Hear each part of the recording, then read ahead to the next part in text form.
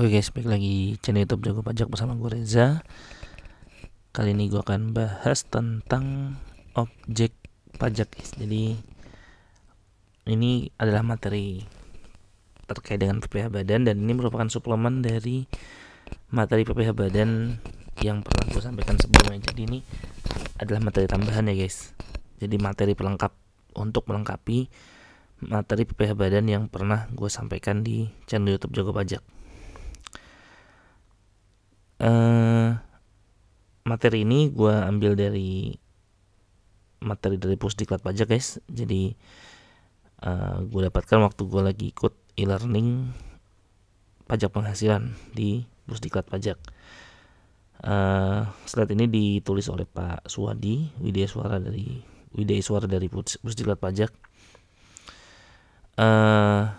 Tapi gue akan di sini akan gue sampaikan hanya yang berhubungan dengan PPh Badan saja.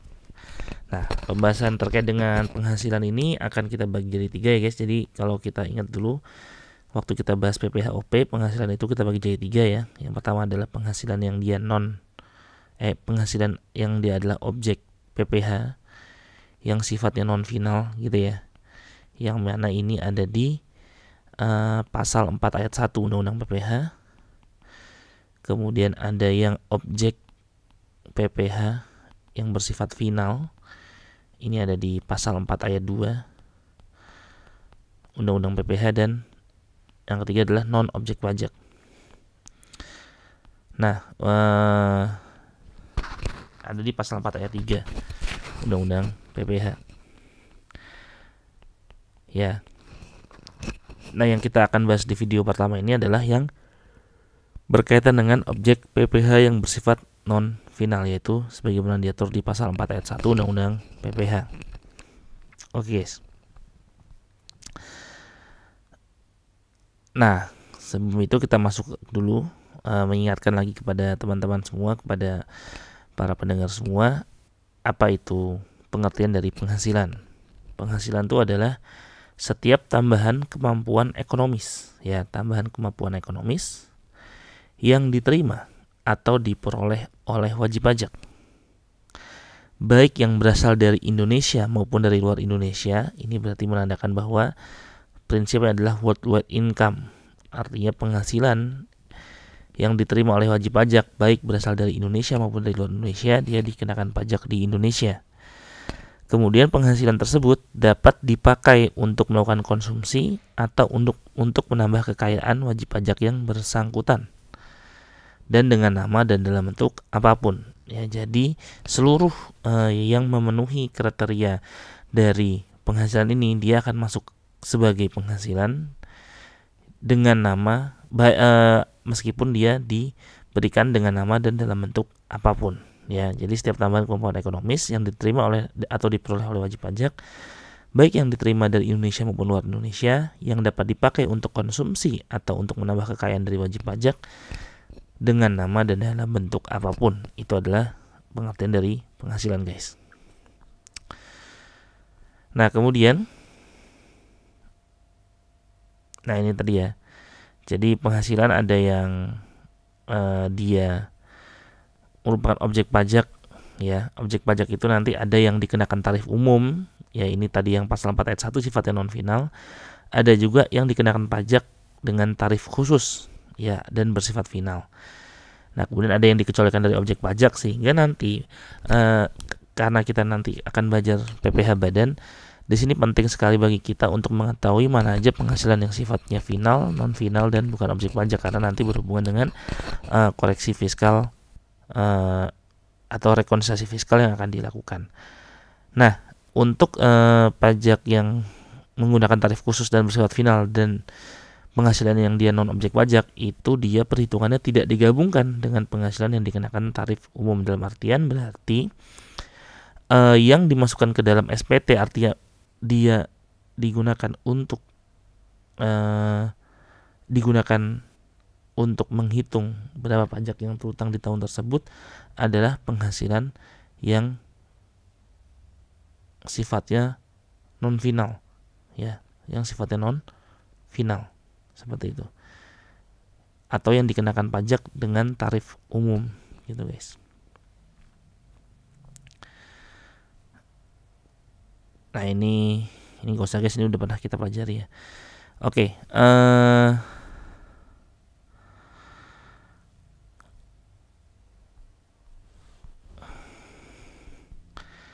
Undang-undang PPh guys itu menganut pengertian penghasilan yang luas ya. Yang mana untuk menghitung PPh semua jenis penghasilan baik yang diterima atau diperoleh dalam suatu tahun pajak digabungkan untuk mendapatkan dasar pengenaan pajak. Jadi semuanya itu digabungkan. Apabila dalam satu tahun pajak suatu usaha atau kegiatan menderita kerugian, maka kerugian tersebut dikompensasikan dengan penghasilan lainnya. Ya, jadi misalnya wajib pajak memiliki beberapa jenis usaha yang mana salah satunya rugi. Nah, maka rugi itu digabungkan secara horizontal dengan usaha lainnya. Ya, jadi digabungkan tetap digabungkan di dalam suatu laporan keuangan dari si wajib pajak dan di SPT-nya juga digabungkan. Nah, kecuali kalau misalnya dia menerima kerugian dari luar negeri, maka kerugian dari luar negeri tersebut tidak bisa dikompensasikan secara horizontal ke penghasilan yang berasal dari Indonesia. Nah, apabila suatu jenis penghasilan dikenai pajak dengan tarif yang bersifat final atau dikecualikan dari objek pajak, maka atas penghasilan tersebut tidak boleh digabungkan dengan penghasilan lain yang dikenakan tarif umum. Ini nanti sesuai dengan apa yang pernah gue sampaikan di video gue di PPh orang pribadi tentang apa perbedaan antara penghasilan bersifat final, non final, dan non objek pajak. Nah, salah satunya adalah untuk penghasilan final dan non objek pajak itu dia tidak digabungkan dalam perhitungan pajak di akhir tahun. Kemudian yang kedua, biaya-biaya yang dikeluarkan untuk mendapatkan penghasilan bersifat final dan penghasilan yang non objek pajak dia tidak bisa dibiayakan. Dan yang terakhir adalah kredit pajak yang berkaitan dengan penghasilan bersifat final dia tidak bisa dikreditkan. Ya, atau pemotongan atau pembayaran pajak yang berkaitan dengan pembayaran pajak yang bersifat final, maka dia tidak bisa dibiayakan. Tidak bisa dikreditkan, sorry. Oke, kemudian apa aja contoh penghasilan itu guys? Nah ini ya, sebagaimana diatur di pasal 4 ayat 1 disebutkan beberapa contoh dari penghasilan. Yang pertama adalah ini pekerjaan. Ini nggak usah guys, karena ini untuk orang pribadi. Ini hadiah dari undian atau pekerjaan juga untuk orang pribadi. Yang ketiga guys, nah ini untuk kepribadian, laba usaha. Jadi laba usaha itu adalah contoh dari penghasilan guys, seperti itu. Kemudian keuntungan karena penjualan atau karena pengalihan harta.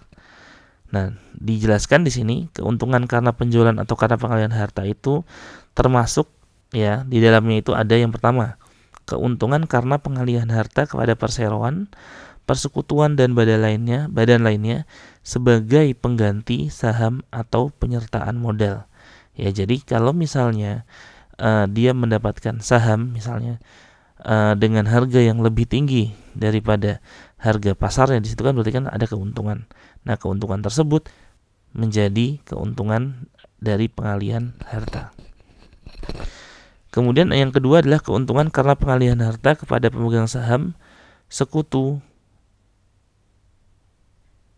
atau anggota yang diperoleh perseroan, persekutuan, dan badan lainnya. Yang ketiga, keuntungan karena likuidasi, penggabungan, peleburan, pemekaran, pemecahan, pengambilan usaha atau reorganisasi dengan nama dan dalam bentuk apapun. Ya, artinya di sini semua keuntungannya itu berkaitan dengan pengalihan harta. Apapun pengalihan harta itu ya, tidak harus penjualan. Ketika di situ nanti ada keuntungan, artinya harga atau sesuatu yang dia dapatkan itu lebih tinggi daripada harga seharusnya, itu harga pasar, maka di situ nanti dia akan harus mencatatkan sebagai keuntungan. Yang keempat adalah keuntungan karena pengalihan harta berupa hibah, bantuan, atau sumbangan, kecuali yang diberikan kepada keluarga saudara dalam garis keturunan lurus 1 derajat atau badan keagamaan atau badan pendidikan, badan sosial termasuk yayasan, koperasi, orang pribadi menjalankan usaha mikro dan kecil, dan seterusnya. Yang kelima, keuntungan karena penjualan atau pengalihan sebagian atau seluruh hak penambangan, tanda turut serta dalam pembiayaan atau pemodalan dalam perusahaan pertambangan. Jadi kalau misalnya ada penjualan ya sebagian atau seluruh hak penambangan, nah, kalau di situ ada keuntungan, maka dia akan masukkan sebagai keuntungan karena penjualan atau karena pengalihan harta. Ini guys, keuntungan karena penjualan atau karena pengalihan harta. Di sini gue sampaikan beberapa hal-hal ini karena memang PPh badan itu nanti kita akan membahas yang lebih kompleks daripada PPh orang pribadi, di mana kemarin kita hanya menjelaskan terkait dengan pokoknya kalau misalnya keuntungan karena penjualan harta itu ya berarti karena penjualan aja. Tapi di sini gue jelaskan lebih dalam lagi. Ternyata keuntungan karena penjualan atau karena pengalihan harta itu tidak hanya diakibatkan oleh adanya penjualan, tetapi juga disebabkan oleh adanya hal-hal lain selain dari penjualan. Gitu ya guys. Selanjutnya guys, contoh penghasilan yang berikutnya adalah penerimaan kembali pembayaran pajak yang telah dibebankan sebagai biaya, ya, dan pembayaran tambahan pengembalian pajak. Jadi jika ada pembayaran pajak yang telah dibebankan sebagai biaya di tahun-tahun sebelumnya, ketika itu dibayarkan kembali kepada wajib pajak, maka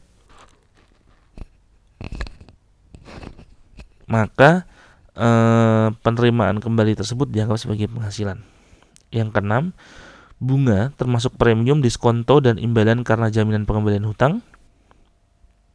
Ya. Lagi-lagi nih nanti ada pengecualiannya ya, kayak misalnya bunga ini kan bunga deposito, bunga obligasi itu kan dia tidak dikenakan PPh non final ya guys. Ini nih intinya ini adalah contoh-contoh dari penghasilan yang masuk non final tetapi tetap harus dilihat di pasal 4 ayat 2 dan pasal 4 ayat 3. Nah, tapi di sini perlu teman-teman perhatikan ya bahwa secara defaultnya yang namanya penghasilan itu guys, ketika dia tidak ada di pasal 4 ayat 2 atau tidak masuk sebagai penghasilan bersifat final atau dia tidak masuk sebagai penghasilan yang non objek pajak, maka dengan nama penghasilan tersebut itu sifatnya non final. Contoh misalnya nemu duit di jalan 1 miliar. Ya, itu penghasilan non final atau non objek pajak. Nah, pertanyaan adalah masuk gak? Pertanyaan yang pertama harus teman-teman tanya ya adalah satu, apakah dia masuk penghasilan, definisi dari penghasilan atau tidak.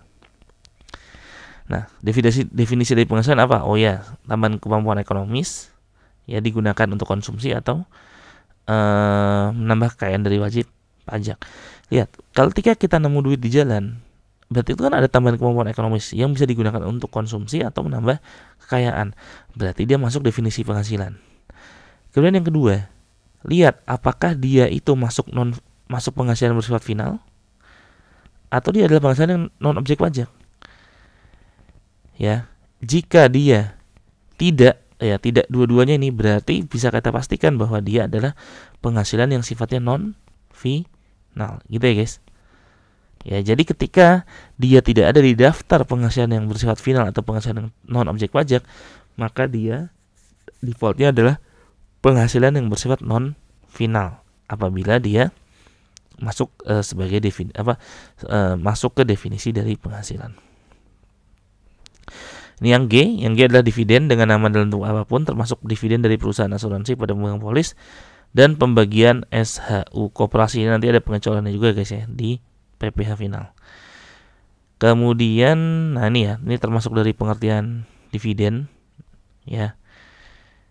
Jadi dividen itu termasuk apa sih guys? Ya, yang pertama adalah pembagian laba baik secara langsung maupun tidak langsung dengan nama dalam bentuk apapun. Pokoknya di semua pembagian laba ya, baik namanya dividen atau namanya yang lain, misal pembagian laba yang lain, dia masuk sebagai dividen ya. Yang kedua, pembayaran kembali karena likuidasi yang melebihi jumlah modal yang disetor. Yang ketiga, pemberian saham bonus yang dilakukan tanpa penyetoran, termasuk saham bonus yang berasal dari kapitalisasi agio saham. Ini adalah disebut, kalau di dalam akuntansi disebut saham bonus ini seperti dividen saham ya, dividen saham. Tapi memang agak sedikit berbeda sama dividen saham, tapi ini adalah bonus ya. Jadi bukan karena dividen, tapi karena sahamnya ini berupa bonus. Ya, bonus dividen seperti itu. Tapi berupa saham. Nah, dalam pasal 2 PP 94 tahun 2010 sebagaimana terakhir diubah dengan PP 45 tahun 2019, pemberian saham bonus ini itu dikecualikan dari penghasilan ya, sepanjang jumlah nilai nominal saham yang dimilikinya setelah pembagian saham bonus tidak melebihi jumlah setoran modal ya. Jadi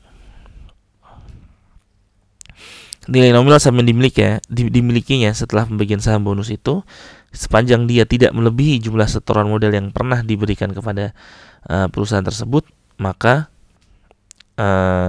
dia tidak masuk sebagai penghasilan seperti itu.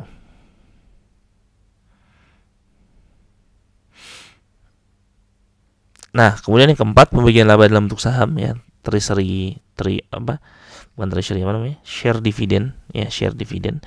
Yang kelima, pencatatan tambahan modal yang dilakukan tanpa penyetoran, itu termasuk dari dividen. Yang keenam, jumlah yang melebihi jumlah setoran sahamnya yang diterima atau diperoleh pemegang saham karena pembelian kembali saham-saham oleh perseroan yang bersangkutan.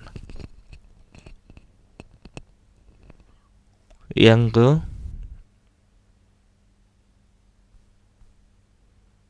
7, pembayaran kembali seluruhnya atau sebagian dari modal yang disetorkan jika dalam tahun-tahun yang lampau diperoleh keuntungan, kecuali jika pembayaran kembali itu adalah akibat dari pengecilan modal dasar yang dilakukan secara sah, dan seterusnya teman-teman. Bisa dibaca 8, 9, 10, 11, 12. Nah, kemudian di sini ada yang tidak termasuk dari pengertian dividen. Nah, apa sih yang tidak masuk dari pengertian dividen? Nah, objek pajak berupa dividen sebagaimana dimaksud dalam pasal 4 ayat 1 huruf G Undang-Undang PPH tidak termasuk pemberian saham bonus yang dilakukan tanpa penyetoran yang berasal dari, yang pertama adalah kapitalisasi agio saham kepada pemegang saham yang telah menyetor modal atau membeli saham di atas harga nominal, sepanjang jumlah nilai nominal saham yang dimilikinya setelah pembagian saham bonus tidak melebihi jumlah setoran modal ya. Jadi di sini nilai nominal sahamnya itu ya, walaupun setelah diberikan saham bonus dia tidak melebihi jumlah setoran modal yang pernah dia lakukan di awal, seperti itu. Kemudian yang B, kapitalisasi selisih lebih penilaian kembali aktiva tetap sebagaimana dimaksud pasal 19 ayat 1 Undang-Undang PPH. Jadi ini karena surplus revaluasi ya. Jadi ketika karena surplus revaluasi itu kan bisa di di kapitalisasi dalam bentuk sejenis investasi gitu, dikapitalisasi dia. Jadi tadinya namanya surplus revaluasi gitu ya, karena surplus revaluasi itu kan ada comprehensive income ya. Ini dia nanti dikonversi ke agio, biasanya agio saham ya, atau agio saham itu additional paid in capital, atau apa ya namanya kalau di akuntansi itu additional paid in capital ya. Namanya apa ya? Gue lupa kalau di bukunya Keso namanya apa ya. Kalau di bukunya Stice Kosten itu disebut paid in capital in excess of par, atau di bukunya Warren juga seperti itu, paid in capital in excess of par. Tapi kalau di bukunya Keso gue lupa dia mencatat agio itu nama bahasa Inggrisnya apa. Ya, jadi agio tuh kayak gini loh sebenarnya. Misalnya dia beli saham nominalnya 1.000, tapi nilai waktu itu 10.000, berarti kan dia akan bayar cash, dia akan terima cash perusahaan itu adalah 10.000. Berarti cash yang diterima 10.000, kemudian di kreditnya ada modal saham 1.000 dan ada agio saham 9.000 seperti itu. Ya, jadi kayak gini nih jurnalnya. Dari cashnya 10.000, saham biasa ya 9.000, dan ada di sini Agio 1.000 ya, 1.000 Agio sahamnya 9.000. Nah, gue nggak tahu nih kalau bahasa Inggrisnya ini, kalau di bukunya Stuyvesant, additional paid in capital atau paid in capital in excess of par, seperti itu. Oke, kemudian selanjutnya adalah royalty, guys. Royalty atau imbalan atas penggunaan hak itu juga termasuk sebagai penghasilan. Nah, ini adalah di penjelasan ada dijelaskan ya. Apa sih royalty? Royalty adalah sesuatu jumlah yang dibayarkan atau terutang dengan cara atau perhitungan apapun, baik dilakukan secara berkala maupun tidak, sebagai imbalan atas. Jadi royalti itu adalah imbalan atas yang pertama, penggunaan atau hak menggunakan hak cipta di bidang kesusastraan dan seterusnya. Ya, jadi penggunaan hak menggunakan hak cipta. Kemudian yang kedua, penggunaan atau hak menggunakan peralatan perlengkapan industrial, komersial atau ilmiah. Ya, yang ketiga adalah pemberian pengetahuan atau informasi di bidang ilmiah, teknikal, industri atau komersial. Nah, ini. Atau yang keempat, royalti, disebut royalti juga adalah pemberian bantuan tambahan atau pelengkap sehubungan dengan penggunaan atau hak menggunakan hak-hak tersebut. Ya.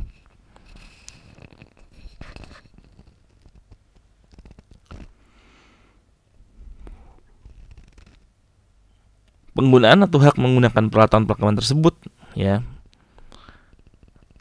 bisa berupa yang pertama penerimaan atau hak menerima rekaman gambar dan seterusnya. Ini adalah contoh-contohnya aja, guys. Bisa dibaca lebih lanjut di penjelasan pasal 4 ayat 1 Undang-Undang PPH. Nih, kita lanjutkan lagi. Yang ke-9 adalah sewa dan penghasilan lain sehubungan dengan penggunaan harta. Itu juga contoh dari penghasilan. Kemudian tentu ada pengecualiannya ya di pasal 4 ayat 2, yaitu sewa tanah dan atau bangunan. Nomor 10, penerimaan atau perolehan pembayaran berkala. Ya, masuk sebagai penghasilan juga. Pembayaran berkala ini apa, guys? Contohnya adalah iuran asuransi. Nah, itu adalah pembayaran berkala, guys. Dan dia masuk sebagai penghasilan dari si perusahaan asuransi tersebut. Nomor iuran asuransi ya, bukan klaim asuransi. Ingat ya, kalau klaim asuransi itu dia non objek pajak. Ini adalah iuran asuransi yang dibayarkan oleh si customer kepada atau si pemegang polis kepada perusahaan asuransi. Nah, itu adalah penghasilan bagi perusahaan asuransi. Nomor 11, keuntungan karena pembebasan utang. Ya. Jadi kalau ada keuntungan, kalau ada utang dibebaskan, maka dia masuk sebagai keuntungan karena pembebasan hutang, kecuali sampai dengan jumlah tertentu yang ditetapkan dalam PP, yaitu PP 130 tahun 2000. Nah, ini apa aja sih yang dimaksud dengan yang dikecualikan dari pengenaan penghasilan atas atau pengenaan pajak penghasilan terkait dengan keuntungan karena pembebasan utang. Nah, ini ya. Jadi dalam PP ini yang dimaksud dengan utang debitur kecil, ya, jadi yang bisa dibebaskan atau dibebaskan dari pengenaan pajak ya terkait dengan pembebasan utang adalah utang debitur kecil, ya, utang debitur kecil. Yaitu adalah utang usaha yang jumlahnya tidak lebih dari 350 juta. Ya, tidak lebih dari 350 juta, termasuk dari yang pertama adalah kredit keluarga usaha, kredit usaha keluarga prasejahtera, kredit usaha tani, kredit pemilikan rumah sangat sederhana, kredit usaha kecil, kredit kecil lainnya dalam rangka kebijakan pemerintah Bank Indonesia dan seterusnya. Oke, guys. Kemudian yang ke berapa nih? JKL 12, keuntungan karena selisih kurs mata uang asing. Nah, ini ceritanya gimana, guys? Kalau ini ceritanya gini, gue udah pernah ngasih contoh nih. Contoh ini gue kasih contoh aja ya, yang nomor L ini. Contohnya misalnya PTA punya piutang, tapi dalam US dollar, misalnya US dollar 100 misalnya. Kemudian waktu dia piutang, $1 itu sama dengan 10.000. Which is dia berarti di sini punya utang adalah 10.000 dikali $100, yaitu 1 juta. Kemudian ternyata ini di tanggal misalnya 1 September 2018 atau 2019. Ternyata di 31 Desember 2019 Ya, $1 itu jadi 11.000. Nah, berarti kan ada kenaikan nih. Nah, berarti piutang dia sekarang bukannya 10.000 kali 100, tapi tetap $100, tapi dikali kursnya di akhir tahun adalah 11.000. Artinya apa? Di sini ada keuntungan. Ya.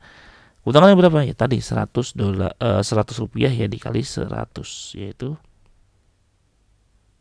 berapa? Enggak, kok 100 sih? $1.000 ya. Kan ini 11.000 ya. 10.000 jadi 11.000. Berarti 11.000 dikali 100 yaitu 110.000. Nah, berarti di sini ada keuntungan dari selisih kurs mata uang asing sebesar 110.000 dan seterusnya. Seperti itu ya, guys. Nah, kalau hutang beda ya. Kalau hutang ketika dia kursnya meningkat di akhir tahun gitu ya, maka dia bukannya menjadi untung seperti itu, tapi menjadi rugi gitu ya, guys. Jelas ya, mudah-mudahan jelas. Kemudian yang ke M, selisih lebih karena penilaian kembali aktiva. Ini final ya, guys. Tapi memang masuk di pasal 4 ayat 1. Karena 4 ayat 1 ini sebenarnya contoh-contoh jenis penghasilan gitu ya. Nah, dalam hal penghasilan itu ada di pasal 4 ayat 2 atau pasal 4 ayat 3, berarti ya dia tetap sifatnya mengikuti pasal 4 ayat 2 dan pasal 4 ayat 3. N, premi asuransi. Nah, ini premi asuransi. Oh ya, berarti kalau yang tadi contoh pembayaran berkala tadi, berarti yang selain premi asuransi, karena premi asuransi disebutin lagi di sini ya. Yaitu sejenis apa ya? Sejenis kayak iuran pensiun. Nah, contoh iuran pensiun itu juga bagi perusahaan dana pensiun, dia adalah penghasilan tuh, guys. Ya.